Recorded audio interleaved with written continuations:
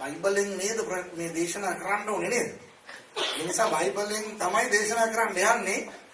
හැබැයි බයිබලෙන් කියවෙන සමහර දේවල් වලට අමතරව මම ගොඩාක් ඔයගොල්ලන්ව හිතන්න කරන්න යනවා. ඒත් එක්ක මම ඉතිහාසයත් ඔයගොල්ලන්ට කියලා දෙනවා. මොකද අපි දැනගන්න ඕනේ අපේ දෙවියන් වහන්සේ ඉතිහාසය පාලනය කරන දෙවියන් වහන්සේ. ආමෙන්. ආමෙන්. අපේ ඇදහිල්ල ඓතිහාසික ඇදහිල්ල. අපි නිකන් මේ මිත්‍යාවාද වලින් පිරිච්ච කට්ටියක් නෙවෙයි. අපිට දෙවියන් වහන්සේ දීලා තියෙන බයිබලය ඓතිහාසිකව ඔප්පු කරන්න පුළුවන් ලස්සන වචනයක්.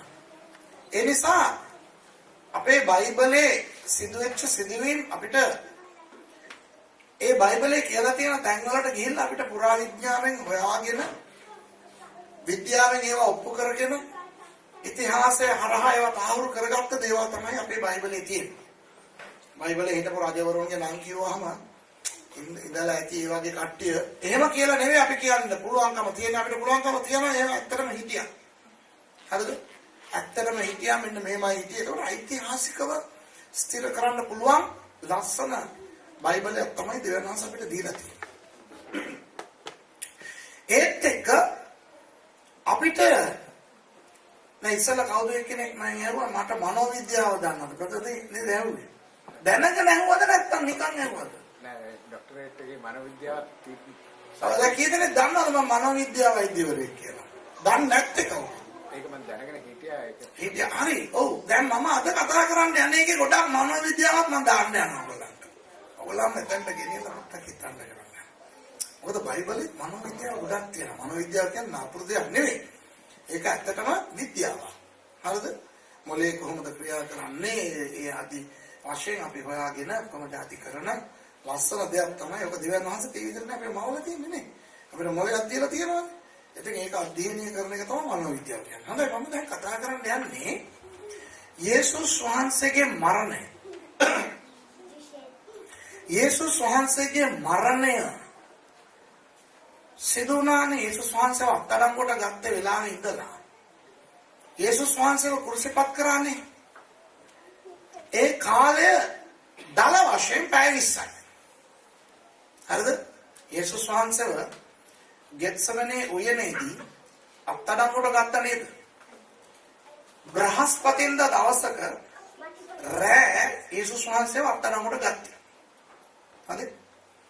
සිකුරාදා හවස 3න් ඉස්සල්ලා කියන්නේ දවල් 1 2 වෙනකොට උන්වහන්සේව ක්‍රුසිපත් කරලා ඉවරයි. 3 වෙනකොට උන්වහන්සේගේ ප්‍රාණය උන්වහන්සේ පියාණන් වහන්සේට බාර දීලා ඉවරයි. අපේ භාෂාවෙන් කියනවා උන්වහන්සේ මැරුණේ හවස 3ට විතර. සිකුරාදා හවස 3ට විතර. එතකොට බ්‍රහස්පතින්දා රෑ අත්අඩංගුවට ගන්න ලැබු යේසුස් වහන්සේ සිකුරාදා හවස 3ට මිය ගියා නම් උන්වහන්සේව අත්අඩංගුවට අරගෙන පැය 20ක් පමණ කාලයක් තමයි උන්වහන්සේ එතනින් එහාට හිටියේ. ඒ පැය 20ක් තුල උන්වහන්සේට මොනවද වුනේ කියලා අපි සියලුම දෙනා දන්නවා නේද? උන්වහන්සේ ඉතා කලාතුරකින් තමයි මොන හරි වචනයක්වත් කිව්වේ. උන්වහන්සේ ගැන අපි දකින විශේෂ දෙයක් තමයි උන්වහන්සේ කතා කරේ නැහැ. උන්වහන්සේගෙන් ප්‍රශ්න කෝටියක් ඇහුවා මිනිස්සු. උන්වහන්සේ උත්තර දෙන්න ගියේ නැහැ. ගහලා ඇහුවා. පීඩා කරලා ඇහුවා. කසපාරවල් ගහලා ඇහුවා උන්වහන්සේගෙන් අර ප්‍රශ්න මේ ප්‍රශ්න. ඒ සෝස පාඩුවේ හිටියා. අර දෙතුන් සැරයක් උන්වහන්සේ උත්තර දෙන්න ඕන උදවියට උත්තර දුන්නා. ඒ ඉතා කෙටි. උදාහරණයකට විලාත් කියන ඒ ආණ්ඩුකාරවරයා අහනකොට මේවා යුදෙවන්ගේ රජවරයා කියලා මේගොල්ලෝ කියනවා ඒ බලන්න මොන හරි කියන්නකෝ මෙච්චර මේ ප්‍රශ්නනේ කියනකොට ඒ ශාන්ත කියනවා ඔයා කියන එක හරි එච්චරයි කිව්වේ. ඉතින් යේසුස් වහන්සේ ගොඩක් කතා කරේ නැහැ. යේසුස් වහන්සේ මොනවත් හාස්කම් කරන්න ගියෙත් නැහැ. යේසුස් වහන්සේ අර උන්වහන්සේගේ අවුරුදු 33ක කාලයක් තුල උන්වහන්සේ කොහොමද ජීවත් වෙන්නේ? එහෙමම නෙවෙයි හිටියා. ඒ පැය 20 උන්වහන්සේ නිකන් ගුටි කකා කට වහගෙන ඒ වේදනාව දරාගෙන උන්වහන්සේ හිටියා. තේරුණාද? නමුත් ඒ පැය 20 තුල උන්වහන්සේ කර්ණ කොටගෙන උන්වහන්සේව පිළිගත් 5 දෙනෙක් ගැන මම ඔයගලන්ට කතා කරන්නේ. හරිද? ඒ කියන්නේ යේසුස් වහන්සේගේ දේශනාවක්වත් අහලා නැති, උන්වහන්සේගේ හාස්කමක්වත් දැකලා නැති, උන්වහන්සේ කතා කරනවත් හරියට අහගෙන ඉඳලා නැති 5 දෙනෙක්. කොහොමද ඒ පැය 20 තුල යේසුස් වහන්සේ පිළිගත්තේ? පිළි අරගෙන ඒගොල්ලන්ට මොනවද උනේ කියලා මම උගන්වන්න යනවා. එහෙනම් මේක 아무තු දෙයක් මම ඔයගොල්ලන්ට උගන්වන්න යන්නේ. සාමාන්‍යයෙන් පල්ලිවල මේක උගන්වලම නැහැ. මේක මම විශේෂයෙන් මට දෙවියන් වහන්සේ ඉදරව් කරලා මං ගිහිල්ලා පරීක්ෂණ පවත්වලා හොයාගෙන බයිබලයේ ඓතිහාසික පොත්වලයි ඒ වගේම ඔය තැන්වලටත් ගිහිල්ලා මම හොයලා බලලා මගේ ජීවිතේට ඉතා වැදගත් වුණා වූ දෙයක් තමයි මම අද ඔබට බෙදලා දෙන්න යන්නේ. හරිද? හැබැයි අපි බයිබලය පදනම් කරගෙන තමයි ඕනම දෙයක් අපි උගන්වන්න ඕනේ. මොකද අපි ක්‍රිස්තියානි අය. බයිබලෙන් පිටට ඇවිල්ලා මට ආත්මයන් වහන්සේ කිව්වා, මට දේවදූතයෙක් ඇවිල්ලා කිව්වා, මම දර්ශන දැක්කා කිව්වනම් ඕවා පිළිගන්න එපා. හරිද? මම කියනවා විතරක් නෙවෙයි. කවුරු මෙතනට ඇවිල්ලා මොන දේ දේශනා කරත් ඒ දේ බයිබලයට අනුව තියෙන්න ඕනේ. හරිද? ආයේ බයිබලයට පටහැනිව තියෙන දෙයක් මට ආත්මයන් වහන්සේ දුන්නා, මම දර්ශනයකින් දැක්කා, මම ස්වර්ගයටම ගිහිල්ලා අරගෙන ආවා කියලා කිව්වත් ඕවා පිළිගන්න අපිට අවශ්‍ය නැහැ. ගලාති පොතේ පෞල්තුමා ලියනකොට කියනවා, මෝඩ ගලාතිවරුනි, මේ ඔයගොල්ලන්ට ලැබිලා තියෙන සුභාරංචියට අමතරව වෙන දෙයක් දේව දූතයෙක් ඇවිල්ලා කිව්වත් බාර ගන්න එපා. පිළිගන්න එපා. තේරෙනවද? ඒ නිසා අපි පරිස්සම් වෙන්න ඕනේ. මම මොනවද කරන්න යන්නේ? බයිබලයේ ඔයගොල්ලෝ දන්න ඒ දේවල් මම කියලා කියවන්න යනවා. කියවලා හිටන් මම ඔයගොල්ලන්ට පෙන්වන්න යනවා. ඒක කොහොමද තේරුම් ගන්නෙ? මොනවද ඒකේ වෙලා ඇත්තේ කියලා මනෝවිද්‍යාවක් පාවිච්චි කරලා අපි පොඩ්ඩක් අධ්‍යයනය කරන්න යනවා. දැන් ඔයගොල්ලන්ගේ මොනවද බලනකොට මට තේරෙනවා මේ ආදයන් මොනවද මේ කරන්න හදන්නේ කියලා. ආවනම් පාඩුවේ උගන්වලා යන්නනේ තියෙන්නේ. අපරාධ අර බාලම්ගේ කේස් එකම කරලා යන්න කියන්න තිබ්බා. දැන් ඇවිල්ලා මනෝවිද්‍යාවල පුරා විද්‍යාව ඒවට දාලා කියලා හිතනවා. පොඩ්ඩක් ඉමු. මේකෙන් මම බලාපොරොත්තු වෙන්නේ මොනවද දන්නවද? දෙවියන් වහන්සේගේ මහත්භාවය. උන්වහන්සේගේ අර අපි හිතන්න බැරි පැතිත් තියෙනවා. හරි? ඒ නිසා ඒවත් පොඩ්ඩක් අපි දැනගෙන දෙවියන් වහන්සේට ප්‍රශංසා කරමු කියන එක තමයි. හරි? මම අමුතු දෙයක් ඔයගලන්ට උගන්වන්න යනවා. හරිද? right lastද? ඔන්න පළවෙනි පුද්ගලයා. පෙරලා ගන්න යෝහන් නෙවෙයි ලූක් 22 50යි 51යි. මට කවුරුන් ඉන්නවද බයිබලයේ කියවන්න? මයික් එක දෙමුද පාස්ටර් උගන්ට? මදුෂිකා. එතන මෙතන කවුරු හරි මදුෂිකා හරි කවුරු හරි බ්‍රදර් හරි කවුරු හරි මේ මයික් එක තියාගත්තා මට ඉච්චරක් ඇති. මොකද කැමරා එකට මේ සද්ද එන්න ඕන නිසා. ඔක මදිද වයර් එක? ඔය ඉස්සරහින් කාට හරි මේ හරි කියවන්නකො මට ලූක් 22 50යි 51යි. හතර අහගන්න. ඔවුන්ගෙන් එක්තරා කෙනෙක් උත්තම පූජකයාගේ දාසයාට ගසා ඔහුගේ දකුණු කන කපා දැමීය. නමුත් යේසුස් වහන්සේ උත්තර දෙමින් මෙපමණකට ඉඩ දෙන්නේ කියා ඔහුගේ කන අත ගා සුව කළසේක. හරි. දැන් මෙතන මොනවද කියලා තියෙන්නේ? උත්තම පූජකවරයාගේ වැඩකාරයාගේ කන යේසුස් වහන්සේ ළඟ හිටපු එක්කෙනෙක් මොනවද කරලා තියෙන්නේ? කොනිත්තලා තියෙනවා. එහෙමද? අනේ දෙයනේ මොනාරි කතා කරන්නේ කන කපලා කියන අපි සමහර ලාට මේ දන්නවද මේ අපිට සමහර පිරිමියට මේ හරියට මයිල් වෙනවා. මටත් ඒ ලෙඩේ තියෙනවා. හරිද? මයිල් හරනම් මේ එන්න ඕනේ එතකොට අපි ෂේව් ගන්නකොට ෂේව්. හරි? මේ කනේනවා නායනවා. හරිද? ඔලුව වද. මේ ඉතින් මම බැලුවා මගේ අම්මා මට ආයි පාස්ත සුරේෂ් කියන්නේ නැති වෙයි කන්නේ මයිලා කියයි. ඒ නිසා ෂේව් ගමු කියලා මං ෂේව් ගත්තා. චුරුස් ගාලා කැපුණා. රේනෝ හොගා. හරිද? දැන් ඒ වගේ මෙතන කන කැපිල්ලක් සිදු වුණාද? මොනවද ඔයගොල්ලෝ හිතන්නේ මොකද්ද ඔක සිංහලෙන් කියලා තියන්නේ කොහොමද? මම ඔක සිංහලෙන් කියවලා නැහැ මේ ෆස්ට් ටයිම් මට කවුරු හරි ඔක කියවන්නේ. ආපහු කියවන්න සිස්ටර්. යේසුස් වහන්සේ ළඟ හිටපු එක්කෙනේ ඔවුන්ගෙන් එක්තරා කෙනෙක් උත්තම පූජකයාගේ දාසයට ගසා ඔහුගේ දකුණු කන කපා දැමීය. දකුණු කන කපා දැමීය කියලා කියද්දී ඔයගොල්ලන්ට තේරෙන්නේ මොනවද? අන්න කන අහකටම කපලා දැම්ම කන කැපිලා වැටුණා නේ රෑ මේ සිද්ධිය වෙන්නේ කොහෙද? ගෙත්සමනේ උයනේ සෙනඟ 100ක් 150ක් විතර දැන් ඇවිල්ලා ඉන්නවා යේසුස් වහන්සේව අත්අඩංගුවට ගන්න. එතකොට ඒ සෙනඟ අතර රෝමානු සොල්දාදුවෝ ඉන්නවා, උත්තම පූජකයාගේ නියෝජිතයෝ ඉන්නවා, පොදු ජනයා ඉන්නවා. අර නිකන් අර මේ බලන්න යන්නේ උන් ඉන්නේ. ඒ උනුත් ඉන්නවා. එතකොට ඒ වගේ අය ඉඳද්දී යේසුස් වහන්සේ ළඟ හිටපු හාදේ ගත්තේ නැද්ද පිහිය දුන්නා ෂොට් එක ඉස්සරහම හිටපු එක්කෙනෙක්ගේ කනට තමයි වැදුනේ. මම හිතන්නේ කනට එම් කරලා ගහන්න බෑනේ. මම හිතන්නේ ඔය විසි කරලා ඇති ඔළුවකට කාට හරි පැල්ලා ඵලයන් කියලා. ඒක ගානට අර කනට වැදිලා කන කැපුණා. කන කැපිලා අහකට වැටුණා කියන එක තමයි මේකේ අපි දන්නේ.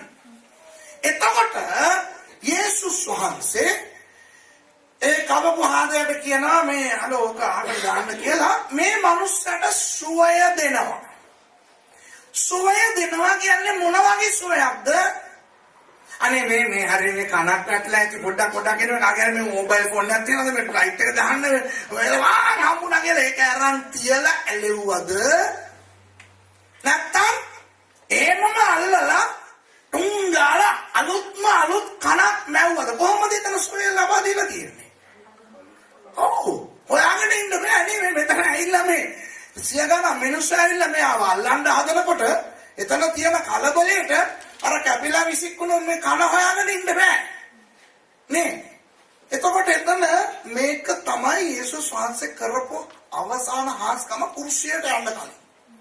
නැවත නැගිට්ටායින් පස්සේ එක සැරයක් අර ගෝලයෝ මේ මාළු අල්ලගෙන ඉන්නකොට කිව්වනේ දකුණු පැත්තට මේ දැල දාන්න කියලා මාළුවෝ 153 දෙනෙක් අල්ලගත්තේ. ඒ හාස්කම අපිට ඒක අපිට පිළිගන්න බෑ මොකද ඒක හාස්කමක් තමයි. නමුත් යේසුස් වහන්සේ ක්‍රුසියට යන්න කලින් කරපු හාස්කම් වලට ඒක අපි එකතු කරන්න බෑ. යේසුස් වහන්සේ පළවෙනි හාස්කම කරා කියන එක අපි දන්නවා. මොකද්ද උන්වහන්සේ කරපු පළවෙනි හාස්කම? එදා අපි ඉගෙන ගත්තා මතකද? වතුර නිදිවුෂ කරන එක. අවසාන හාස්කම මොකද්ද? අර වැඩකාරයාට කනවවලා දින එක. දෙන එක. තේරුණාද? දැන් මෙතන මම කවුරු ගැනද දන්නවද කතා කරන්න යන්නේ? අර කන කැපුණු ආදයා ගැන. හරිද? දැන් ඔයගොල්ලෝ හිතන්න ඇයි ඕනේ නැති දේවල් මේ පාස්ටර් සුරේෂ්ට වෙලා තියෙන්නේ? ඇයි මේ එක එක ගැන හොයන්නේ? දාවිද්ලා ගැන, සාවුල්ලා ගැන, පේතෘස්ලා ගැන කතා කරන්න පුළුවන් කියලා. මට මෙතන මේ ප්‍රශ්නේ ආවේ මේ ලූක් නිසා නෙවෙයි. යෝහන් නිසා. දැන් ලූක් පොතෙන් අපි කියවුවානේ. ඒක කිසිම ප්‍රශ්නයක් නෑ මට. ඒක සාමාන්‍යයෙන් විය හැකි ಗುಣ සිද්ධිය. හැබැයි මට ප්‍රශ්නේ මතුනේ ඔය කතාව යෝහන් පොතෙන් කියවනකොට යෝහන් 10 මෙන්න මේ වගේ කතාවක් කියනවා. 18 වෙනි පරිච්ඡේදයේ 10 වෙනි පදේ යෝහන් මෙන්න මෙහෙම මේ කතන්දරේ මෙන්න මෙහෙම කියනවා. කියවන්න. එවිට සීමොන් පේත්‍රස්ට කඩුවක් තිබුණෙන් ඔහු ඒක ඇද උත්තම පූජකයාගේ දාසයාට ගසා ඔහුගේ දකුණු කන කපා දැමීය. ඒ දාසයාගේ නම මල්කස්ය. අන්න ඒක තමයි මගේ ප්‍රශ්නේ. හරිද? ආවේ කවුද? ඔය කන කැපුණේ කාගේද? වැඩකාරයෙක්ගේ. මල්කුස්. ඒක අතර මල්කුස්. හරිද? මම හිතන්නේ සිංහලේ මල්කස් කියලා දාලා තියෙනවා මම දන්නේ නැහැ කියලා. අර කයන්නට යටින් අර චූටි ජිල්පියක් දාන්න ඕනේ. ඒක නැකිලද දන්නේ නැහැ සිංහල බයිබලේ. මෙයාගේ නම මල්කුස්. හරි. මල්කුස් කියලා යොහන් කියන්න නම් එතකොට මේ කවුරු හරි කලබලේ ගිල්ලා මේ hello what is your name කියලා හොද ඇඩ්‍රස් ගත්තද? ඔය අපේ ක්‍රුසේඩ් වල අපි කරන්නේ කාට හරි සනීප වුණාම ඉස්සරහ දෙයක් සනීප වුණා බඩේ කැක්කම සනීප වුණාම හරින්නේ නැහැ උනේ. ලෝකන ගිල්ල ඇඩ්‍රස් ගන්නවා මේ ටෙලිෆෝන් නම්බර ගන්නවා ඊමේල් ගන්නවා කොහොමද ජාති කරන්නේ. ඒ වගේ මේ ළඟදී මේ ඉන්න මේ ඔය අපේ චර්ච් එකට ඉන්න දැන් කනක් එහෙම මාවල දීලා තියෙන මොකක්ද වාගේ නම මම මිස්ටර් මාර්කස්. රයිට්. එහෙමද? ඔය කලබලේ කොහොමද දන්නේ මේ කන කැපුණු ආදයාගේ නම අපේ යොහන්ට? යොහන් කවුද? යේසුස් වහන්සේගේ පැත්තේ හිටපු ගෝලේ. යොහන්ගේ ගම කොහෙද? ගලිලේ. ගලිලේ කෙනෙක් ජෙරුසලේමට යේසුස් වහන්සේ එන සැරේට විතරයි ආවේ. ජෙරුසලේමේ යහ කාවත් දන්නේ නැහැ අඳුරන්නේ නැහැ. යොහන් අනිත් ගෝලියොත් එක්ක එතන පැනලා දිරුවා ඔය කේස් එක වෙනකොට. ඔය හිටපු දෙන්න තුන් දෙනාගෙන් එක්කෙනෙක් තමයි පේත්‍රුස් මිනිහා කඩුව අරගෙන කැපුවා. හරිද? දැන් මල්කුස් කියලා ඒ මිනිහගේ නම යොහන් කියන්න තරම් ඒ මිනිහා වැදගත්ද කියලා මට හිතුණා. හරිද? කපපේ කියලා නම කියන එක මට ප්‍රශ්නයක් නෑ. ඉතින් යොහන් දන්නවනේ මේ කවුද කැපුවේ කියලා. සීමෝන් පේත්‍රුස්. හරියගේ නම මල්කුස්. ඔය නම කියපේකෙන් තමයි මගේ මීටරේට වැටුනේ මේ මිනිහා ගැන හොයන්න ඕනේ කියලා. හොයලා බැලුවා. ඒ මිනිහා ගැන තව විග්‍රහයක් මේ බයිබලයේ දීලා තියෙනවා. මොකද්ද? උත්තම පූජකවරයාගේ දාසය. එතකොට ඒ අපිට ඒ කියන්නේ යේසුස් වහන්සේව අත්අඩංගුවට ගන්න ඒ දවස්වල උත්තම පූජකවරයා හැටියට අවුරුද්දකට සැරයක් එක්කෙනෙක් ඉන්නවනේ. අවුරුද්දක් තිස්සේ එක්කෙනෙක් ඉන්නවා අවුරුද්දකට සැරයක් වෙනස් වෙනවා. ඒ අවුරුද්දේ උත්තම පූජකවරයා හැටියට හිටියේ කායිෆස් කියන උත්තම පූජකවරයා. උත්තම පූජකවරයාගේ දාසයා මේ මල්කුස්. දැන් මගේ ප්‍රශ්නේ මේ මිනිස්සයා 16 නම් අපි දන්න වැඩකාරයෝ නේද? අපි දන්නවනේ වැඩකාරයෝ ඉන්නවනේ. වැඩකාරයෝ. දැන් අපි ලංකාවේ අපි වැඩකාරයෝ ඉන්නවනේ වැඩකාරයාට වැඩ කරන්න කියනවා. මේ කඩේට ගිහිල්ලා එන්න කියලා කියනවා. කාර් එක හොදන්න කියනවා. එක දේවල් අපි කියන එක තමයි වැඩකාරයා කියන්නේ. වැඩකාරයෙක් මේ වෙන සිද්ධීන් බලන්න යනකොට ඉස්සරහට කියලා හිට ගන්න නෑනේ. ලොකු කේස් එකක් යනවා.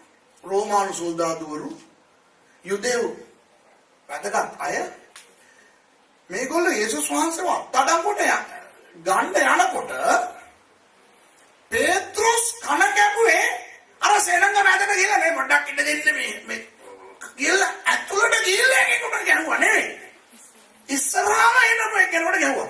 සාමාන්‍යයෙන් ඔය දේවල් බලන්න යන මිනිස්සු ඔය වගේ ඉස්සරහට වෙන්නේ නැහැ. හරිනේ? බලන් ඉන්න මිනිස්සු සයිඩ් එකේ ඉඳලා බලන්නේ. ඉස්සරහම ඉන්නේ කවුද? අර අත්අඩංගුවට ගන්න ගිය සොල්දාදුවා. යූදාස් ඉස්කාරියට් යේසුස් වහන්සේව පාවලා දෙන්න යන පුද්ගලයා.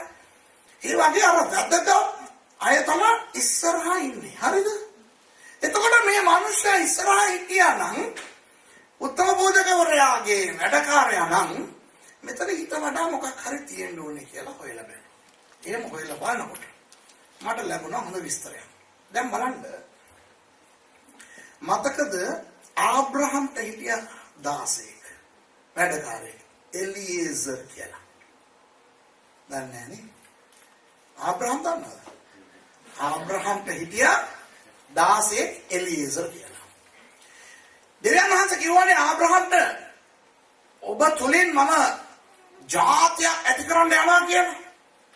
ආබ්‍රහම් වයසට ගිහිල්ලා නිසා ආබ්‍රහම් හිතුවා දෙවියන් වහන්සේ මේ මගේ પરම්පරාව ගෙනියන්න යන්නේ මේ මගේ 16 තුලින් කියලා. මගේ ඊළඟ මේ මට පස්සේ මගේ නම ගෙන යන්නේ මේ එලියේසර් කියලා හිතුවා. ඇයි එහෙම හිතුවේ?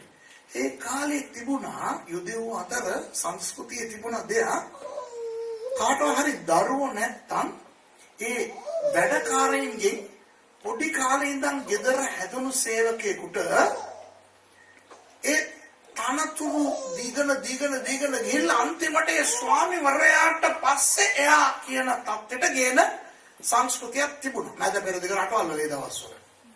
ඔයගොල්ලන්ට මතක් කරගන්න පුළුවන් ජෝසප්. මතකද ජෝසප් පොතිපර් කියන මිනිහයාගේ ගෙදරට වහල්ලෙක් හැටියට වික්කා. වහල්ලෙක් හැටියට එයා එතන ඒ ගෙදරට ජොයින් වුණේ. නමුත් ඒ වහල්ලා උසස් වීම ලබලා යම් තත්යකට ආවා. පොතිපර් කියනවා හලෝ මේ මුළු නිවසේම මගේ භාර්යාව හැර ඔබට හැම දෙයක් පිළිබඳවම අයිතිවාසිකම් තියනවා කියලා. දැකලා තියෙනවද උත්පත්ති පොතේ? එතකොට ඒ සමහර වැඩකාරයින්ව එක්කෙනෙක්. ඒගොල්ලෝ ඒ තත්ත්වයට ගේන සංස්කෘතියක් තමයි මේ යුදෙව් සංස්කෘතිය සහ මැද පෙරදිග සංස්කෘතිය. අපිට ඕවා දන්නේ නැහැ මොකද අපි ශ්‍රී ලංකාවනේ. ලංකාවේ ඉපදිච්ච දායකයන් අපේ ගෙදර වැඩකාරයෙක් හැටියට කවුරු හරි හිටියා නම් වැඩකාරයා තමයි යන්නේ. කවදාවත් වැඩකාරයා දරුවා ඉන්නේ නැහැ. හරි නේද? අනන්ත අප්‍රමාණව අපිට කතන්දර දන්නවා මොකද්ද? ඔහොම ගෙදර හැදිලා ගෙදර දුවත් එක්ක සෙල්ලම් කරපු වැඩකාරයා ඒ දුවව ලව් කරපුවාම නම්ම මුන් ඒක මරන්න එළවන හැටි අපි දැකලා තියෙනවා. ඔයගොල්ලෝ ක්‍රිස්තියානි නිසා ඔයගොල්ලෝ දැකලා නැතුව ඇති මම ඕවා ෂෝ වල බලලා තියෙනවා. චිත්‍රපටි වල රෙක්ස් කොඩිපිල්ලා වගේ කට්ටිය මේගොල්ලෝ මේ වගේ පුච්චුම එළවන එක මම දැකලා තියෙනවා. අර black and white colour show වල ඔවා තියෙනවා. හරිද? ඔයගොල්ලෝ ඔවා දන්නේ නැහැ. මොකද ඔයගොල්ලෝ හැමවිලේම දේව වචනේ නේ ඔයගොල්ලෝ බලන්නේ. හරිද? තවතුරකින් මං වගේ ඕවත් බැලුවා නම් ඕවත් දැනගත හැකියි. අපිට ওই සංස්කෘතිය නැති නිසා අපි දන්නේ නැහැ. අඩේ මේව සංස්කෘතියක් තියනවා කියලා. දැන් ඔහොම සංස්කෘතියක් තියෙනවානේ. ඒ සංස්කෘතියේ මේ මාල්කුස් කියන හාදයා කායිෆස්ට කවුද කියන එක තමයි අපි ඉස්සෙල්ලා නිගමනය කරන්න ඕනේ. අර අපි හිතන විදිහේ දහසෙක්ද නැත්නම් උතර වෙන මොකක් හරි එකක් තියනවාද කියලා. තේරෙනවද ඔයගොල්ලන්ට? ඒ තව එකක් මං කියලා දෙන්නම්. යුදෙව්වන්ට තියනවා මේ නම් අර්ථවත්ව තබන සිරිත. නම් තියනවා නේද? දැන් අපි නම් තියනකොට ස්ටයිල් එකට මොඩර්න් එකට නේ තියන්නේ. දැන් මේ දවස්වල සිරිපාල සිරිසේන ඉන්න කවුරු හරි ඔයගොල්ලන්ගේ දරුවන්ට සිරිසේන. තියනවා. මේ ෆ්‍රාන්ස් වල ඔයගොල්ලන්ගේ ළමයි ඉපදෙනකොට එහෙම ඔයගොල්ලන්ගේ දුවෙක් ඉපදුණා සිරියාවති. කමලාවති. කවුරුද තියනවා? නෑනේ. දැන් මොඩර්න් වෙලා. ඔක්කොම නිකන් අර මොකද්ද අයියෝ ඒවා ඕනේ නෑ. පස්සේ ඒ වගේ නමක් මේ තිබ්බනම් පස්සේ ඒක ලොකු ප්‍රශ්නයක් වෙනවා. හරිද? මොඩ්නේ ද යුදෙව්වන්ට මොඩ් වැඩක් නැහැ. ඒගොල්ලෝ අර්ථයක් බලලා තමයි නම් කියන්නේ. උදාහරණයක් දෙන්නම්කෝ. ඔන්න ඊසාක්ගේ භාර්යාව රෙබේකා නිබුල්ලෝ යට ඉපදුනා මතකද ඒක? මොකලගේ මොනවද බලනකොට මොනවද දන්නේ නැහැ වගේ. හරිද? මේ බලන්න. රෙබේකාට නිබුල්ලෝ හම්බෙනවා. ඉස්සල්ලාම දරුවෙක් එනවා. ඒ දරුවාට නම තිබ්බ මොකක්ද තිබ්බේ නම? ඒසාව්. ඒසාව් කියන ඒ හෙබ්‍රේව වචනේ සිංහල තේරුම මොකක්ද දන්නවද කවුරු හරි? නෑ. ඒසාව්. ඔයා යාකෝබ් ගැන කතා කරන්නේ. ඒසාව් මගේ සිංහලෙන් මං කියන්නද? ඇඟේ මයිලා. සමහර දරුවෝ ඉපදිනවා දන්නවද ඇඟේ ගොඩක් මයිල් එක. හරිද? හෙබ්‍රේව භාෂාවෙන් මේ ඔයගොල්ලෝ දන්නවද දන්නේ මම හෙබ්‍රේව භාෂාවෙන් බයිබල් කියවන මිනිස්සෙක් නිසා මට ඒක තේරෙනවා. හරිද? ඒ සාව කියන්නේ මොකක්ද දන්නවද? ඇඟ පුරා මයිල් තියන එක. ඉතින් ඇඟ පුරා මයිල් තියන එක කියලා පහක් කියනවා වෙනවට ඇඟේ මයිල්. කියලා කිව්වනම් වැඩි ඉවරයි. ඒක තමයි ඒ සාව කියන්නේ. තේරුණාද? ඇයි බබාගේ ඇඟේ ගොඩක් මයිල් තිබ්බා. ඒ දරුවා එළියට එනකොටම ඊළඟ එක්කෙනා එනවා එළියට. එයා මේ කොහොමද දන්නවද? මේ ඉස්සරහා යන මේ ඇඟේ මයිලගේ කකුල අල්ලගෙන. පිළිඹු අල්ලගෙන. ඒ ආදර මොනවද නම තිබ්බේ? යාකෝබ් කියලා තිබ්බා. සිංහලෙන් යාකෝබ්. යාකෝබ් කියලා කියනවා තමයි. කකුලෙන් අල්ලා ගන්නවා. මේක ඍණාත්මක අර්ථයක් තියෙනවා. කකුලෙන් අල්ලගන්නේ මේ මොනවද හොඳ දෙයක් කරන්නේ නෙවෙයිනේ. අල්ලනවා කියන්නේ ඇද්දා ඔය වට්ටන්න. නේද? එතකොට යාකෝබ් කියලා කියන ඒකේ තේරුම ඍජුවම කකුලෙන් අල්ලන්න. නමුත් තවත් ඒකේ අර්ථය රවට්ටන්න. තේරුණාද? රවට්ටන එක. ඔන්න ටික කාලයක් ගියන් පස්සේ දෙවියන් වහන්සේ මේ යාකෝබ් කියන මේ රවට්ටන ආදයට ආශිර්වාද කරනවා. ආශිර්වාද කරනකොට දැන් ආයේ ඒ නම තියාගෙන ඉන්න බෑ. වෙනස් කරනවා නම. මොකද්ද නම? ඊශ්‍රායල්. ඊශ්‍රායල් කියන නමට අර්ථ දෙකක් තියෙනවා. එක දෙවියන් වහන්සේගේ රාජ කුමාරයා දෙවෙනි එක දෙවියන් වහන්සේත් එක්ක බොර කන්නා. ඒ නම තිබ්බා. ඔය ඒසාව ලොකු වුණායින් පස්සේ එයාගේ නම වෙනස් වුණා. දන්නවද ඔයගොල්ලන්ට? දවසක් එයා මේ මහන්සි වෙලා එනකොට මේ යාකෝබ් මේ සුප් එකක් හදාගෙන ඉන්නවා දැක්කා. ඇවිල්ලා ඇරුවා "හොයෝ රතු පාට මොකක්ද ඒක?" කියලා. අන්න සුප් එකට රතු පාට කිව්වා කියලා මෙයාට රතු කියලා කිව්වා. දැන් අපි සිංහල කොල්ලෝ ඉන්නවා දන්නවා රතු කියලා. ඉස්සෙල්ලාම රතු කියලා නම ගත්තේ සිංහල කොල්ලෙක් නෙවෙයි. ඒසාවට රතු කියලා නම දුන්නා. ඇයි දන්නවද? අර සුප් එක වල රතු කියලා කිව්වට. ඔන්න යුදෙව් සංස්කෘතිය. යේසුස් වහන්සේ සීමෝන් කියන එක්කෙනෙක්ව පේත්‍රුස් කියලා නම වෙනස් කරා. එන්නද? බාබිලෝන් වලට අල්ලගෙන ගියා දානියෙල්, අසරියා, අනනියා, මිෂායල් කියන හතර දෙනෙක්. නම වෙනස් කරා. දානියෙල්ට කිව්වා බෙල්තෙෂාත්සාර්. අනනියා, මිෂායල්, අසරියාට කිව්වා ශාද්‍රක්, මේෂක්, අබෙද්නෙගෝ. ඔය වගේ නම් වෙනස් කරන සංස්කෘතියක් දිහා තමයි අපි දැන් බලාගෙන ඉන්නේ. දැන් ඒ අයගේ සංස්කෘතිය අනුව ඔන්න කායිෆස් ඉන්නව නේද අපි උත්තම පූජකවරයා. එයා වැඩකාරයෙක්ව දැන් ගන්නවා. වැඩකාරයා එනවා. ඔය මොකක්ද නම? මල්කුස්. මල්කුස් කියවන මොකක්ද දන්නවද තේරුම? දෙවියන් වහන්සේ විසින් පත් කරන ලද රජා. ඒක නිකන් අර හයිෆයි නමක්. තේරෙනවද? එතකොට කායිෆස් කියයි හලෝ ඔය නම තියාගෙන වගේ ළඟ වැඩකාරයා එන්න බෑ. මම නම වෙනස් කරනවා කියලා මොකක් හරි පහත් නමක් දෙනු ලබන්න ඕන. ඔක තමයි ඒගොල්ලන්ගේ සංස්කෘතිය. හරිද? එහෙම නැතුව මෙයාගේ නම තාම මල්කුස් නම් එහෙමනම් අපි හිතන විදිහේ වැඩකාරයෙක් වෙන්න බෑ මෙයා. මෙයාලු 16 අරයාගේ 16 අලු ඒ වුණාට නම මල්කුස්ලු. ඒ කියන්නේ මෙයා අර අපි හිතන වර්ගයේ ගණේ 16 නෙමෙයි. මොකක්ද අර ආබ්‍රහම්ට එලියස් වගේ. පොතිපර්ට ජෝසප් වගේ. කායිෆස්ට මල්කුස්.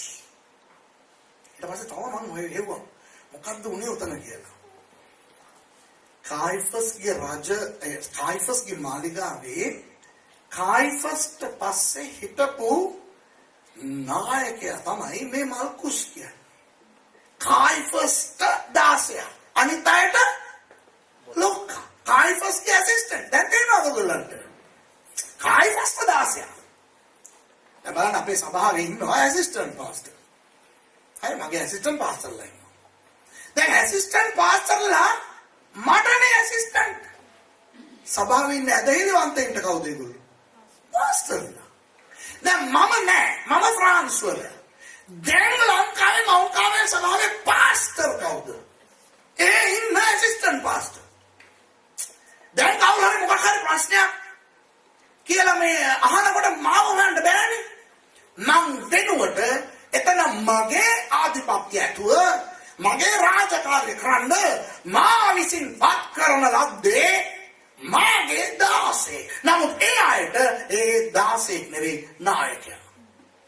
ඒතකොට ගෙත්සෙමනේ වෙන යේසුස් වහන්සේව අඩංගුවට ගන්න ඔය පිරිස එනකොට එතන උන්න මේ මල්කුස් කියන හාදයා එතන හිටපු කාටවත් පහත් නෙවෙයි. එතන හිටපු සියලුම දෙනාට නායකයා. යේසුස් වහන්සේව අත්අඩංගුවට ගන්න කාටද ඕනෑකම තිබුණේ? කායිෆස්ට. මොකද යුදෙව් චෝදනාව මේ ඉල්ල කළා තියෙන්නේ. යුදෙව්වන්ගේ දෙවියන් වහන්සේට විරුද්ධව දේවල් මේ පුද්ගලයා කරනවා කියලා අත්අඩංගුවට ගන්න.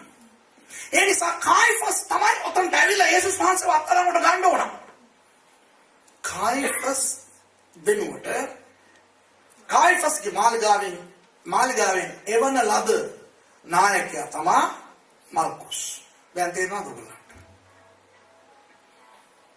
තේරෙනවද? ආමෙන්. කියලා බලන්න. ඕ අහන්නේ නෙවෙයි ඔය අපි අහන්නේ තමයි.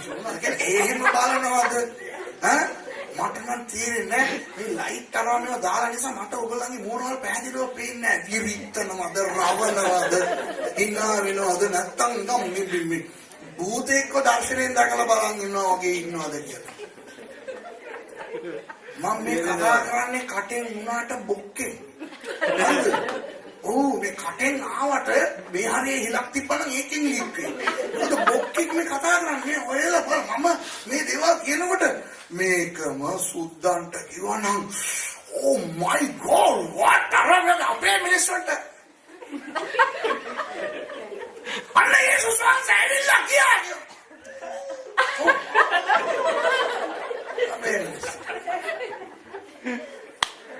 මම තව දවස් කීපයක් ඉන්නේ. ගාමාවට සන්තෝෂින් කියනවා. ඔව් නම් මෙහෙම හොල්ලන්න මතකද? ඒව තමයි ඉස්සර එන්නේ. නෑ නම් මෙහෙම. දන්නේ නැත්තම් මෙහෙම. අඩු ගානේ මම මොනාරි කියනකොට මෙහෙම හරි කරන්න. හරිද? මෙහෙම බලන්න. තේරෙනවද? තේරෙනවද උස්සන්න?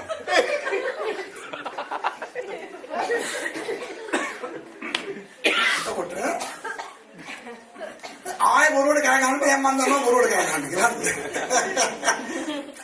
දැන් උගලට තියෙනවද කායිෆස් වෙනකොට එතනට ආපු පුද්ගලයා මාල්කුස්.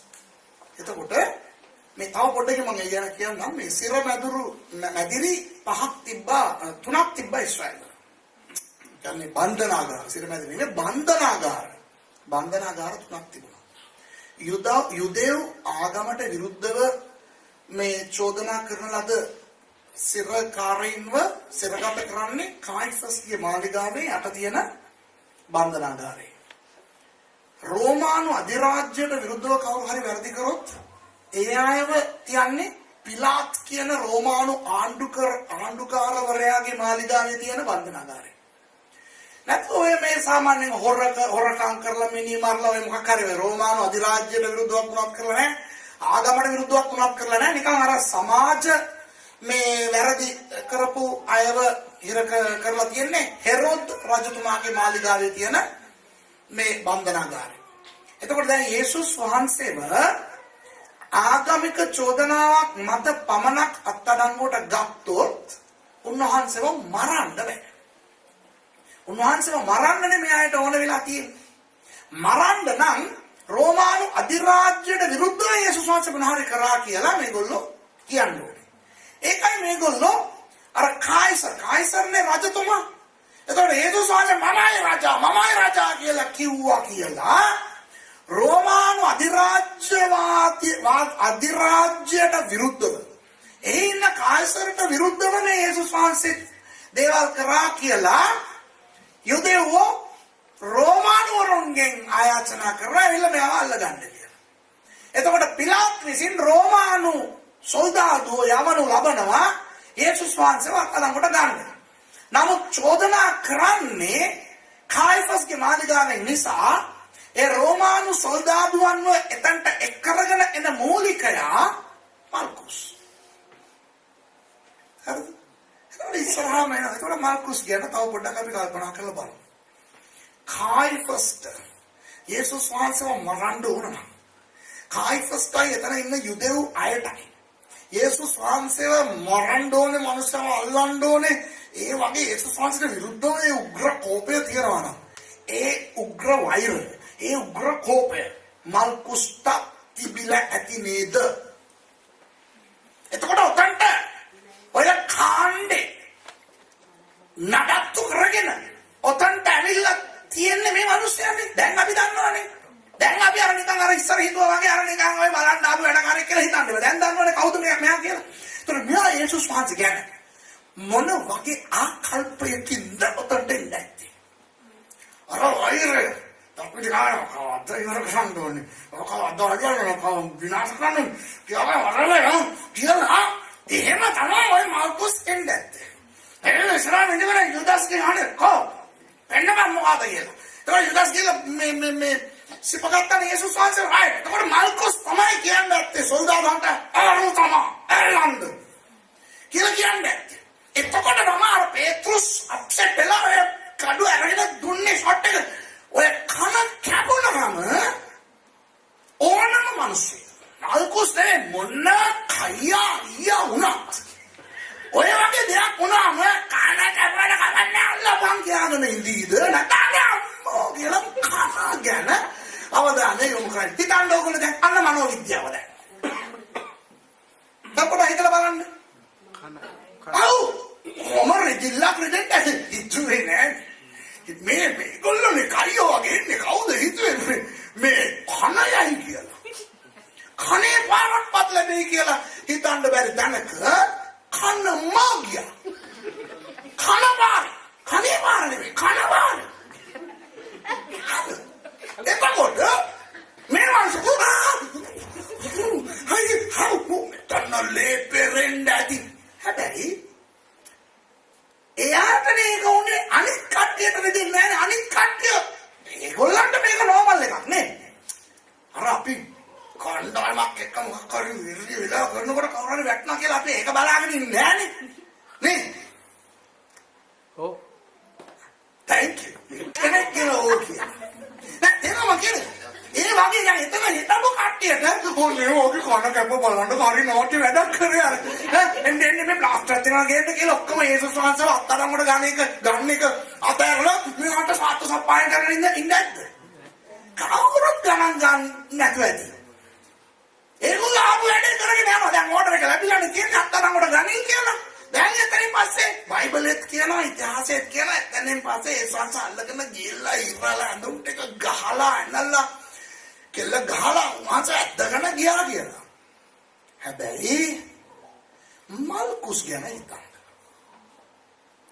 මල්කුස්ගේ ආත්මේ ප්‍රාණේ ශරීරයයි දැන් මහලු වෙලා. මිනිහට මොන දේවල් හිතේ නැද්ද? මිනිහා දැන් ඒක කැපිලා අයියෝ ගාලා මේක බලන් ඉන්නකොටම මිනිහා අත්අඩංගුවට ගන්න කියලා අන කරපු අර යේසුස් අර කපපේ යන බණිනවා. යේසුස් වහන්සේ පේතුස්ට බණිනවා. කොහොමද? හරිද? කියලා මෙයාට දෙනවා. ඇරිලා මොනවද කිව්වේ නැහැ මේ රිදෙනවද මේවා විශ්වාස කරනවා. අනිත් අර අවුරුදු 3 ගත්තොත් යේසුස් වහන්සේ ලේසියෙන් ආස්කම් කරනකොට කතා නොකර කරේ නෑ පාත් දාලා තම සෙල්ලම් දාලා මේ ඉතන වෙනකොට පුළුවන්ද කියලා. දැකලා යේසුස් වහන්සේ ආස්කම් කරන හැටි දැකලා අර අන්ධ ඇවිල්ලා කෑ ගහනවා දුවේ දෙන්න කියනකොට යේසුස් වහන්සේ පාත් දානවා. නාසිකෙන් තමා විශ්වාස කරනවා මට මේක පුළුවන්. ඒක ඉඳන්නේ දෙයියෝ මෙච්චර වෙලා දුවගෙන එන්නේ මු. ඒකේ සාංශ පොඩ්ඩක් එහෙම කතා කරලා අන්ධකාරයේ තියෙන වෙලාවේ මේ ආලෝකයේ තියෙන වෙලාවේ මම ආවේ මේකට එන්න කතා කියලා තමයි උන්වහන්සේ මොකක්ද එකක් කරන්නේ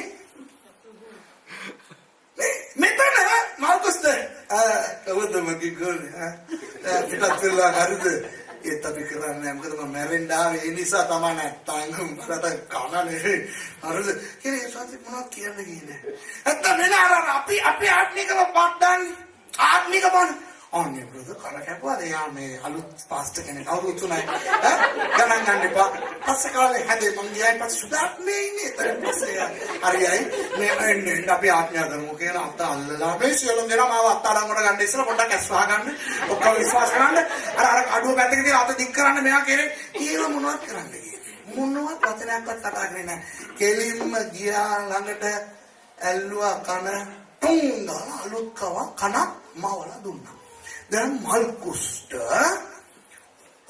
මල්කුස් හොල්මන් වෙන්නේ මිනිහා නම් බලනවා කනක් තියෙනවා කනක් වැටුණා කනක් තියෙනවා තාමලේ මේ ලේ පාවරලේ තෙතමනේ තියෙනවා තෙලේ ලේ මෙතන කන මේ ජම්බෝ මිනිහා මිනිහා අමුතුම මානසිකත්වයකට වැටෙන්න ඇති නැද්ද? ඕගොල්ලෝ ඉඳලා තිබ්බන මාදෙන්නේ. මිනිහා හොල්මන් වෙලා. දැන් ඒ සෝත ඇදගෙන යනකොට මිනිහා යනවා ආපු වීරයා වගේ නෙවෙයි යන්නේ. අද දැන් අර පිටිපස්සේ අපේ උන්ට අංගේ හැප්පි ගන්නේ යන්නේ මිනිහා දෙකෙන්. කලාවල යනවා. මිනිහා තුල යනවා ඇති කල්පනාව. අටි මේ මිනිස්සයා මොන මිනිස්සෙක්ද මේ? මට අලුත් කමක් නෝලා කියලා. ඇයි මේ මිනිස්සෙ මේ කුටි කන්නේ? නේ? අට අඩේ මෙච්චර ලොකු හාස්කේ යාට ඒක ලොකු ඉන්නේ. අනිත් අයට ඒක ගානක් නැති වුණාට යාට ඒක ලොකු ඉන්නේ. ඒතකොට යා මේ හිතනවා මේ අන්නේ මම කන අල්ලලා මට කනත් රිදෙනවා. ඕගොල්ලන්ට කියලා දෙන්න කියලා. හරිද? මිනිහා කන අල්ලලා මේ අල්ලගෙන මිනිහා හිතන ඇති. අඩේ මෙච්චර බලයක් තියෙන පුද්ගලෙක්. ඊළඟ අර අපිට මිනිස්සු ඇවිල්ලා කියපු කතා ඇත්ත. මේ අසුව කරනවා. මේ අමුතු පුද්ගලෙක්. එහෙනම් මේ කුටි කන්නේ. විවිධාකාර හැඟීම් මනුස්සයාට තියෙන්නට ඔය ගෙට්සමනේ ඉඳලා කායිෆස්ගේ මාලිගාව වෙනකන් යන ඔය ටිකට මනුස්සයා නිකන් මං හිතන්නේ උතන අමුතුම විදිහේ පිස්සෙක් වගේ කම්පනය ෆුල් අප්සෙට් වෙලා මේ මල්කුස් යන්නේ. කායිෆස්ගේ මාලිගාවට ගියාම කායිෆස් කියන්නේ මල්කුස් thank you හරිනේ වැඩේ. මොකද මල්ලේ අද අර අපර මහන්සි ඔය ඉඳගන්නේ කොක්ක කරනවා කියන්නේ ඒක තමයි නැත්තේ. මං හිතන්නේ මල්කුස්ට පුළුවන්කම තිබිලා ඇති කියලා කාත් එක්කවත් වචනයක් හරි කතා කරනවා. පාන් කියලා කියා ගන්න බැරුව ඉන්නේ ඇති කන්න අල්ලගෙන මිනිහා. හරිද? ඒ වගේ තත්ත්වයේ උඩ ඔය මිනිස්සු දැන් කායිෆස්ගේ මාලිගාවට ගියා. ඔන්න ඔතන යේසුස් වහන්සේට ගහනවා. කෙල ගහනවා. උන්වහන්සේට අපහාස කරනවා, නින්දා කරනවා. උන්වහන්සේට විවිධ දේවල් ඒගොල්ලෝ චෝදනා එල්ල කරනකොට එතන අනිවාර්යයෙන්ම තමන්ගේ ස්ථානයේ ওই මල්කුස් ඉන්න ඕනේනේ. එයාගේ ස්ථානය කොහෙද? කායිෆස් ඉඳගෙන හිටියනම් දකුණු පැත්තේ හිටගෙන ඉන්න ඕනේ මෙයා. ඒක තමයි එයාගේ ප්ලේස් එක. ඒකට මෙයා දැන් හිටගෙන ඉන්න ඇති. අර හැමදාම හිටගෙන ඉන්නා වගේ මෙහෙම නෙවෙයි. කෑ ගන්නවා කායිෆස් කියනවා මෙයා ඒ ඔක්කොම බලාගෙන යේසුස් වහන්සේත් බලාගෙන එතකොට කායිෆස් නේද මල්කුස් තේනවද? ඒක තමයි ඇත්ත. දැන් මම ඉතිහාසය ගැන කියන්නේ. ඉතිහාසය ගත්තොත් මේ මිනිස්සයා එහෙමම යේසුස් වහන්සේ දිහා බලලා මේ මිනිස්සයාගේ සම්පූර්ණ චරිතය වෙනස් වෙන්න පටන් ගත්තා. එදා ඒ රෑ යේසුස් වහන්සේ අර කායිෆස්ගේ මාලිගාවේ අර බන්ධනාගාරයේ උන්වහන්සේව අර දන්වැල් දාලානේ යට ගහලා තිබ්බේ යේසුස් වහන්සේ. උඩේ ඉඳන් බලනකොට පේනවා. කවුරු ඉස්රායල් ගියා බලන්න ඔක කියන්නේ එකරගෙන යන කට්ටියට කියන්න අපිට බලන්න ඕනේ යේසුස් වහන්සේව කොතනද මේ තියලා තිබ්බ කියලා එතන ඉඳන් අර මාර්කුස් ඇවිද්ද තැන අපිට ඇවිදලා අද බලන්න පුළුවන්. හරි. මේ මාර්කුස් එදා රෑ නිදාගත්තේ නැතුව ඇති.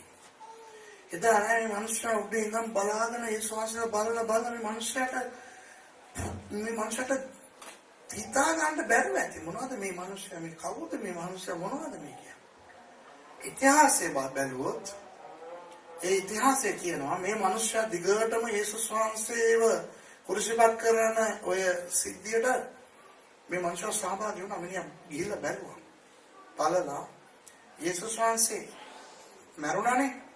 ඊට පස්සේ මිනිහා ඇවිල්ලා මිනිහා ෆුල් අප්සෙට් වෙලා ඉඳලා දවස් 3කට පස්සේ යේසුස් වහන්සේ නැගිට්ටා කියන කතාව අහලා ඊට පස්සේ මිනිස්සු ගිහිල්ලා ගෝලීන්ව හම්බෙලා යේසුස් වහන්සේව තම ස්වාමීන් වහන්සේට පිළි අරගෙන අර පෙන්තකොස්ත දවසේ 120 දෙනෙක් හිටියන්නේ.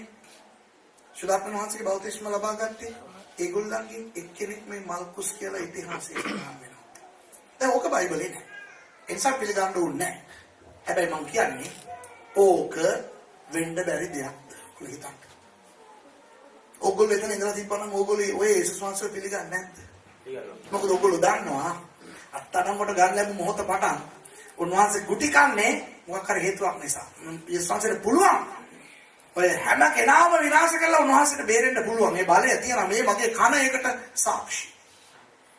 ඒ වුණාට මෙයා කරන්නේ ඒ නිසා මේ මනුෂ්‍ය මවිත වෙලා පුදුමයටපත් වෙලා ඔය යේසුස් වහන්සේව පිළිගත්තා කියන එක තමයි ඉතිහාසය. ඉතිහාසය කියනවා සයිප්‍රස් වල ඔය මල්කුස් ගිහිල්ලා සේවය කරලා එහිදී යේසුස් වහන්සේ වෙනුවෙන් මැරුණා කියලා. හalleluya කියමුද? හalleluya. එහෙනම් යේසුස් වහන්සේගේ මරණය මොන වගේ පුද්ගලයෙක් වෙනස් කරාද අපි කවදාවත් හිතන්නේ නැහැ මෙතන මොනවද වෙන්නේ කියලා. හරිද? හොඳයි. දැන් දෙවෙනි පුද්ගලයා ගැන කතා කරමු. හරි? දෙවෙනි පුද්ගලයාගේ පදේ මම කියන්නම්. හැබැයි කියවන්න ඕනේ මම හිතන්නේ පද 10ක් විතර වගේ තියෙනවා. මාර්ක් සුභාරංචි පොතේ 15 වෙනි පදේ. 5 ඉඳලා 15 වෙනකම්. අතෝක කියවමුද? කියවමු නේද? හරි සිස්ටර් කියවන්නකෝ මාර්ක් 15 5 ඉඳලා 15 වෙනකම්. පද 10ක් තියෙනවා. අයියෙන් කියවගෙන යන්න. නමුත් යේසුස් වහන්සේ තවත් කිසි උත්තරයක් නොදුන්සේක. එහින් පිලාත් මවිත විය. මංගල්‍යයේදී ඔවුන් ඉල්ලන හිරකාරයෙකු ඔහු විසින් ඔවුන්ට මුදා දෙන සිරිතක් තිබුණේය. කැරලි ගසා ඒ කැරලි ගැසීමේදී මිනිමරු මිනිසුන් සමග බඳිනු ලැබූ බරබ්බස් නම් කෙනෙක් විය. මම කතා කරන්න පොඩ්ඩක් උතන ඇඟිල්ල තියාගන්න. මම කතා කරන්න යන්නේ කවුරු ගැනද දන්නවද? බරබ්බස් කියන පුද්ගලයෙක් ගැන. ඒ පුද්ගලයා ගැන කොහොමද දන්නවද අපිට හැඳින්වීම දෙන්නේ? කලබලයක් කරලා ඒ කලබලයේ මිනිමරුවකට සම්බන්ධ වුණා. ඒ කියන්නේ මේ කලබලය මොනවද? පිලාත්ගේ සිර වැදුරේ ඉන්නවා කියන්නේ ඒ කලබලේ කාට විරුද්ධව කරනවාද කලබලයක්ද? රෝමානු අධිරාජ්‍යයට විරුද්ධව. හරිද? එතකොට රෝමානු අධිරාජ්‍යයට විරුද්ධව කලබල කරලා මිනිමරුවකට සම්බන්ධ වුණු මේ බරබ්බස් සිරකාරයෙක් හැටියට හිටිය පිලාත්ගේ බන්ධනාගාරේ. ඒ බන්ධනාගාරයේ ඔය වැනි චෝදනාවට ඒගොල්ලන්ට ලැබෙන්නේ මොන වගේ දඬුවමක්ද දන්නවද? අවුරුද්දකට සැරයක් රෝම් වලට ඒගොල්ලන් එක් කරගෙන යනවා. හරිද? ඔය සිරකාරයින්ව අවුරුද්දකට සැරයක් ඒ සිරකාරයින්ව අරගෙන ගිහිල්ලා කොලොසියම් එකේ සිංහයෝ එක්ක, කොටින් එක්ක, වලස්සුන් එක්ක, එහෙම නැත්නම් ග්ලැඩියේටර්ස්ලා කියන ඔය සටන් කරන වීරයෝ එක්ක නැත්නම් තවත් මේ සිරකාරයින් එක්ක සම්ඩු කරන්න දාලා මරනවා. ඒ වගේ මරණ දඬුවමක් තමයි දැන් බරබස්ට නියම වෙලා තියෙන්නේ. කොයි මොහොතේ ආව ඇවිල්ලා එක් කරගෙන යයිද නැහැ රෝම් වලට යන්න. හරිද? දැන් කියවන්න ඉතුරු ටික. සමූහයා නැගී ගොස් ඔවුන් තමන්ට කළ සිරිතේ හැටියට කර දෙන ලෙස ඔවුන්ගේ නිල්ලන්ට පටන් ගත්තෝය. පිලාත් උත්තර දෙමින් මා විසින් යුදෙවරුන්ගේ රජ නුඹලාට නිදහස් කර දෙනවාට නුඹලා කැමතිදයි ඔවුන්ගේ නැසූසේක. මක්නිසාද නායක පූජකයන් විසින් ඊර්ෂ්‍යාවෙන් උන්වහන්සේ පාවා දුන් බව ඔහු දැනගෙන සිටියේය. නමුත් එසේ නොවන ඔහු විසින් බරබ්බස් ඔවුන්ට මුදා දෙන පිණිස නායක පූජකයෝ සමූහයා පෙළඹෙව්වෝය. පිලාත් නැවත ඔවුන්ට උත්තර දෙමින් එසේනම් යුදෙවරුන්ගේ රජයයි නුඹලා කියන්නා වූ මොහුට කුමක් කරන්නයි කීය. ඔහු කුරුසියේ එන ගැසුව මැනවයි නැවතත් ඔහු මොර ගැසුවෝය. එකල පිලාත් ඒ මන්ද මොහු මොන නපුරක් කළේදයි ඔවුන්ගේ නැසුවේය. නමුත් ඔහු කුරුසියේ එන ගැසුව මැනවයි අතිශයින් මොර ගැසුවෝය. පිලාත් සමූහය සතුටු කරන්නට කැමැතිව බරබ්බස්ව ඔවුන්ට මුදා දී යේසුස් වහන්සේට තලවා උන්වහන්සේව කුරුසියේ යන ගසන්නට බාර දුන්සේක. හරි. දැන් තේරෙනවද කතාව? ඒ කියන්නේ බරබස්ව මෙම හිරේ දාලා තියනවා පිලාත්ගේ බන්ධනාගාරේ. බන්ධනාගාරය කියන්නේ මාලිගාවේ එහා කොටසේ යට තියෙන එක. මෙතන මොනවද වෙන්නේ කියලා එහෙනම් බලන්න බෑ. ඊශ්‍රායල් ගියොත් ඕගලන්ට ඒවත් බලා ගන්න පුළුවන්. මේ සේරම තැන් මම ගිහිල්ලා අධ්‍යයනය කරලා බලලා හිටගෙන ඒ ඔක්කොම කරලා තමයි මම ඇවිල්ලා කතා කරන්නේ. හරිද? මේව පරීක්ෂණ කරන කාලේ. එතකොට ඔයගොල්ලෝ ගියොත් ඊශ්‍රායල් වල මෙතනට ගිහිල්ලා බලන්න ඕනේ ඔයගොල්ලෝ. හරිද? ඕවා නෝට් කරගන්න. ඊශ්‍රායල් කවුරු හරි කාත් එක්ක ගියත් කමක් නැහැ. ඕවා නෝට් කරගෙන ඕවා පෙන්නන්න කියන්නේ. බොරුවට ඔය පල්ලි ගණන් ගිහිල්ලා පල්ලි පෙන්නලා ඉන්නේ නැතුව මේවා පෙන්නන්න කියන්නේ. යන්න මේ දේශනාවත් අහලා ඉන්නේ. ගිහිල්ලා උතන ඔය වගේ තැන්වල හිටගෙන කල්පනා කරලා බලන්න මොන වගේ දේවල් සිදු වුණාද කියලා. දැන් බරබස් ඉන්නවා දැන්. මිනිහා ඔය පිලාත්ගේ මාලිගාවේ ගැට ගහලා තියෙනවා. දන්වැල් වල ඒත් සමග තවත් මේ කට්ටිය ඉඳලා ඇති. ඔන්න දැන් බරබස්ව නිදහස් කරන්න කියලා මිනිස්සු ඉල්ලනවා. බරබස් කියන පුද්ගලයාගේ නම මොකක්ද කියලා අපි දන්නේ නැහැ. බරබස් කියන්නේ මොනවද දන්නවද? ඇරමික් භාෂාවේ බාර් එක බාහ් කියලා කියවෙන්නේ. බාර් කියලා කියන්නේ පුතා. අබ්බා කියලා කියන්නේ අර අපි දෙන්නේ ඒ අබ්බා නෙවෙයි තාත්තා. හරිද? අපි බවත් පොඩි බබාට කියන අබ්බා දෙන්න. ඒ අබ්බා නෙවෙයි. හරිද? අබ්බා කියන්නේ තාත්තා. ඒකයි අපිට කියලා තියෙන්නේ අපිට ශුද්ධාත්මයන් වහන්සේ විසින් දෙවියන් වහන්සේව අබ්බා පියාණෙනි කියලා අමතන ඒ දරුකමේ ආත්මය අපිට දෙවියන් වහන්සේ දීලා තියෙනවා කියලා නේද? අබ්බා කියලා කියන්නේ ඇරමික් භාෂාවේ තාත්තා. බාග් කියලා කියන්නේ පුතා. බාග් අබ්බාස් කියලා කියන්නේ තාත්තගේ පුතා. ඇයි මේ මිනිස්සුන්ට නමක් නැතුව තාත්තගේ පුතා කියලා කියන්නේ? එච්චර කාඩේක් රාष्ट्रीय අධිකාරී IRC කාරේ දැන් අපි ලංකාවේ ආයේ නිසා අපිට මේක අමාරුම නෑ තේරුම් ගන්න. දැන් ඉපදිනකොට නමක් දෙනවා සුනිල් සාන්ත කුමාර කියලා නම් දෙනවා. ඒ ආදේ ලොකු වෙලා IRC කාරේ වුණායින් පස්සේ සුනිල් නෙවෙයි යාගේ නම කපුටා. හරිනේ? නේ අපේ ගම්වල නේ ගොඩක් ගම්වල දැකලා කපුටා ඉන්නවා. කළු ඉන්නවා. මේ කළු අයියා කිව්වා කියපන් කළු අයියා නමක් ඇති. ඒ නමෙන් දන්නේ කවුරු? කළු. හරිද? වීඩියෝ සුනිල්. හරිද? දරකඩේ පොළඟ. ඔව් දරකඩේ පොළඟ. ඔල්ලේ. හරිද? ඉන්නට වෙන නමක් කියනවා. ඇප්ලිකේෂන් ෆෝම් එකේ දරකඩේ පොළඟ කියලා දාන්නේ නැහැ. දායන්න පොළඟ නැත්තම් දරකඩේ පොයන්න කියලා දාන්නේ නැහැ. හරිද? ඒ අර රාष्ट्रीय නම. හරිනේ? කොටා.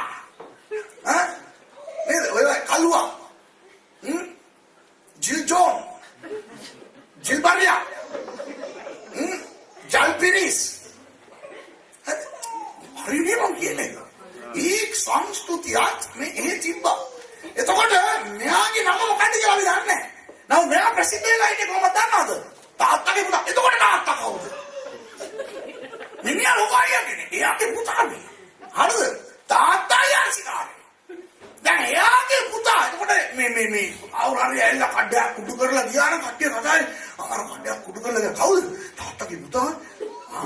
හරි දන්නවා. හැමෝම දන්නවා ඒ ඉස්රායල් වල හැමෝම දන්නවා කවුද තාත්තගේ පුතා කියලා. හරිද? ඔහොම මිනිස්සුන්ට වද දීගෙන මිනිස්සු මිනිහත් එක්ක පායලා කලකිරලා බයෙන් ඉන්න ඇති දැන් ගම්වල ඔය අයියලා ඉන්නවනේ.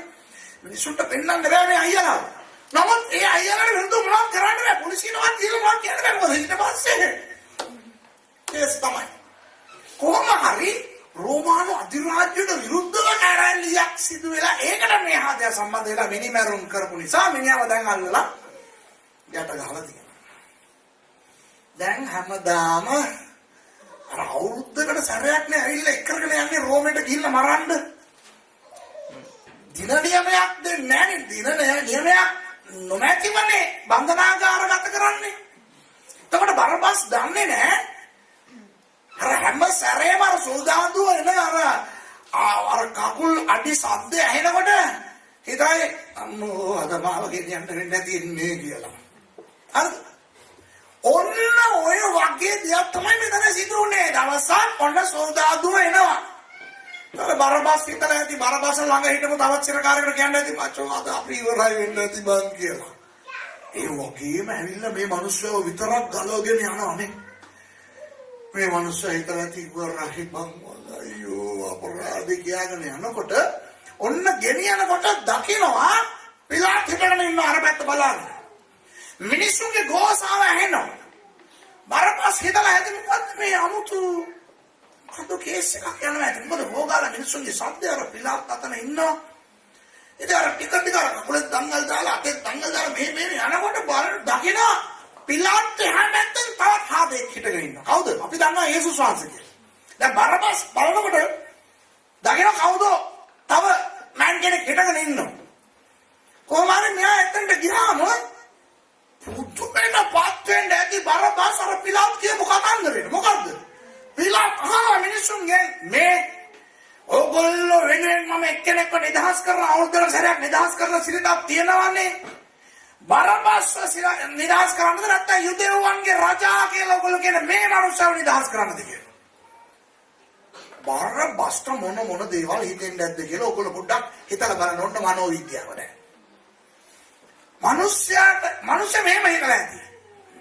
අඩේ පිලාත් අහනවනම් මාව නිදහස් කරමුද අරමෑන්ව නිදහස් කරමුද කියලා. අරමෑනුත් මං වගේ පොරක් වෙන්න ඕනේ. දැකලා නැහැ. නේ මට බලන්න ඇති කවුද? මොකයි ගෑන්සේ හිටියක් දන්නේ ඈ තවත් පැත්තක හිටලාද පරාදේ මං වගේම තවත් පුරක් ඉඳන් තිබ්බනම් අපි අහුවෙන්න ඉස්සලා අපි ජොයින් වෙලා තිබ්බනම් එකට ගොඩක් ගේම් දෙන්න තිබ්බනේ ඒවත් හිතලා ඇති නේද ෂා පුර බලනකොට පොඩ්ඩක් තරුණ පාට අවුරුදු 33යි නේ යේසුස් වහන්සේට ඔළුවේ කවේ මේ කටුවේවත් දාලා තියෙනවා සෑන්ඩලේ යනවා හැබැයි පොර ස්මාර්ට් එකට හිටගෙන ඉන්නවා හරිද දැන් මිනිහා එක දෙයක් දන්නවා මොකද්ද ඔය පිළාම් අහනවානේ මෙයාව අරින්නද මෙයාව අරින්නද එක්කවත් කියන්නේ නැහැ වරබස්ව අරින්න කියලා ඒක දන්නවා ෂොක් වුණා මිනිහා මිනිස්සු සේරම කෑ ගහනකොට වරබස්ව නිදාස් කරන්න වරබස්ව නිදාස් මට ආදරේට නෙමෙයි මට වඩා දරුවෙක් වෙන්න ඇති ඒ කියන්නේ මාවම මුන්ට වෙන්නන්න බෑ මාව නිදාස් කරපන් අඹු වෙනකොට කියලා කියනවා එනම් පහනම ජීවිත වෙන්න තවට බලන්න මාරමෙන් කෙනෙක් වෙන්න ඇති මේ කියලා එතකොට පිළා දාන මේ මනුස්සයා මොනවද කරන්නේ කුරුසිපත් කරන්න මරන්න එතකොට බරබස් හිතලා ඇති මොනම් නිකන් SMS මිනිමරුවේ නෙමෙයි මම කියන්නේ මේ ඇවිල්ලා ඉන්න හැම එකකම ගෙදරින් එක්කෙකුට හරි මේ මිනිස්සු මරලා ඇති එකෙක් හරි අතක් කකුලක් හරි කඩලා ඇති හරිම ජරා භයානක මෑන් කෙනෙක් ඔය හැටත් ඉන්නේ කියලා බරබස් හිතලා ඇති නැද්ද ඔබලා හිතන්න දැන් බරබස් නිදාස් කරනවා මිනිහා හිතුවේ නැහැ ඊනේවත් හිතුවේ නැහැ මිනිහා නිදාස් ලැබෙන්නේ මිනිහා පොඩි වෙලම බෑලා යනකොට කොහොම අර බරබස්ව දන්න එකෙක් දෙන්නේ ඉඳ ඇතිනේ හරිද අර දුර ඥාතිය බාප්පගේ පුතා කවුරුහරි ඉන්නේ ඇවිල්ලා බරබස්ව මට වරේ මාර වැඩි මට අරු කවුද බං අනිවාර්යයෙන්ම අහන්න නැද්ද බරබස් එතන යන්නේ ඉස්සලා එයාව පිළිගත්තායින් හරි කවුද බං මාර වරක් නෙමෙයි මම එතකොට මේ පොල්ල හිටපු කියලා කියලා ඇති බරබස්ට නෑ මිනිහා මොනවද කීරෙක්ව මරලා දෙනවද මචං කීරෙක්වත් මරලා මුර්ගන් නැත්ද කියලා මරලා එනවා මේ කුඩු දැන් අපි ඉන්නේ බං ක්‍රිස්තු වර්ෂයේ දැන් කුඩු නෑ මේ මොනවද මේ වෛශ්‍යකම් ඒ වගේ මොකක් කරා නෑ බං මේ වෛශ්‍යවන්න අල්ලලා ගෙනාවම උන්ට සමාව දෙන්නේ කිව්වා